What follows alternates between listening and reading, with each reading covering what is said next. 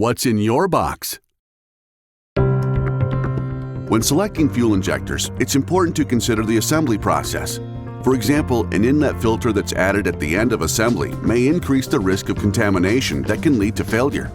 To eliminate unnecessary contamination, we install our G-Series injector filter to the inlet tube during the middle of the assembly process. But our design and manufacturing expertise doesn't stop there. Let's take a closer look. Valve seats machined to a 1-micron finish for leak-proof seal. Precision wound and trimmed solenoid coil windings allow application-specific resistance values. Tin-plated brass terminals increase corrosion resistance.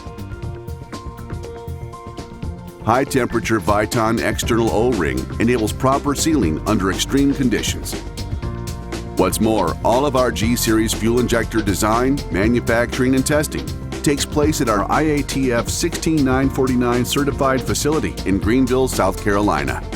As a complete engine management line that's committed to design, manufacturing, and testing, Standard is the aftermarket leader.